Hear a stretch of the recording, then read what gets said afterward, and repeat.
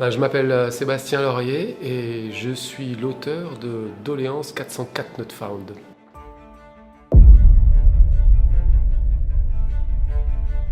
L'une des premières étapes a été de rencontrer les chercheurs et les universitaires qui travaillent sur cette thématique, dont Magali Della Souda. L'idée de recherche, elle m'est venue à la demande d'un gilet jaune, Marcel Guilambet, m'a interpellée et m'a fait passer un petit papier en me demandant où sont les doléances. Et moi qui ai une formation d'historienne, je lui ai tout de suite proposé de l'accompagner dans sa démarche aux archives départementales. Peut-être que l'une des choses que moi j'ai pu leur apporter, c'est leur préciser ce que c'est ces cahiers de doléances, qu'il y a une variété de types de contributions et même de matérialité des objets dans ces cahiers, et puis les aiguiller vers un cahier singulier qui est celui des Gilets jaunes de Libourne, qui est donc un cahier qui est né sur un rond-point, qui a été ensuite déplacé dans la mairie au moment de l'initiative des maires ruraux de France,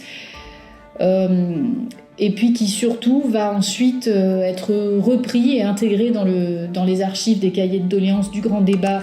d'Emmanuel Macron, d'ailleurs qui ne s'appellent pas cahiers de doléances, ce sont les cahiers citoyens et d'expression libre, selon la terminologie officielle à partir du mois de janvier.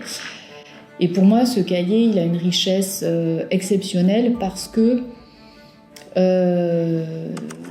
c'est une production du mouvement social à laquelle finalement sont conviés à participer les gens qui passent autour de ce rond-point de Libourne.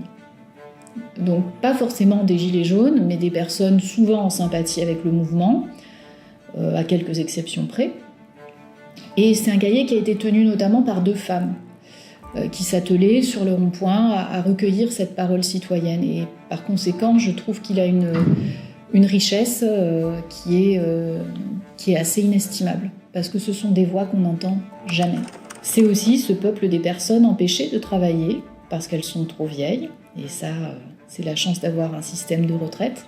qui peut prendre en charge ce risque de la vieillesse, parce qu'elles sont malades, parce qu'elles sont en situation de handicap. Et ces paroles-là, notamment celles des personnes en situation de handicap ou des personnes qui